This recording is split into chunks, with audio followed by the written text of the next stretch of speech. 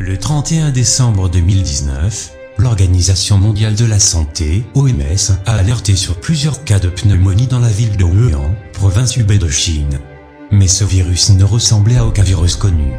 Un médecin chinois avait essayé d'alerter le gouvernement, mais personne ne prit au sérieux. Le gouvernement essayait-il d'étouffer l'affaire? C'est ce que nous allons voir dans cette vidéo.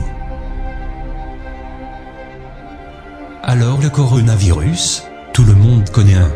C'est le virus qui fait chier le monde actuellement, qui a touché plus de 2 millions de personnes.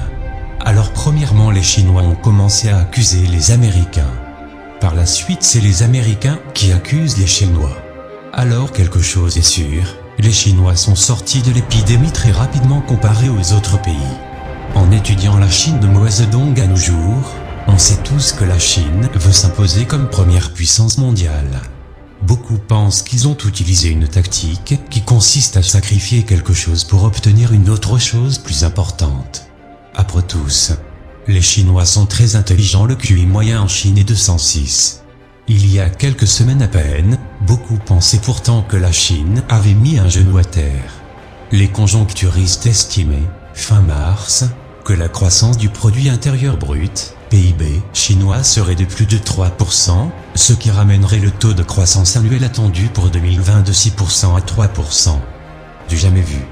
Notons que le gouvernement chinois communiquait au même moment sur un taux de croissance révisé de 6% à 5%, affichant comme à son habitude un résultat destiné à mobiliser les moyens économiques pour l'atteindre. Les Chinois savent déjà qu'après plus de 2 mois de confinement, il leur faudra travailler sans relâche pour rattraper les heures perdues. Donc on voit que la Chine a perdu seulement 1% de son PIB. Alors si le virus a été créé, comment est-elle apparue à Wuhan? Il existe à Wuhan un laboratoire de type P4, qui est à quelques kilomètres du marché, dans lequel sont stockés les virus les plus dangereux au monde, comme celui d'Ebola. C'est dans ce contexte que Trump accuse les Chinois. Le directeur du laboratoire de Wuhan répond en disant, je cite, « C'est impossible que le virus vienne de chez nous, mais la pression s'accentue ces derniers jours sur la Chine. » Le président français Emmanuel Macron et le chef de la diplomatie britannique Dominic Raab ont mis en doute la transparence de Pékin sur cette crise, tout comme les États-Unis. Donald Trump a encore déclaré que la Chine devrait faire face à des conséquences s'il s'avérait qu'elle a été sciemment responsable de l'épidémie.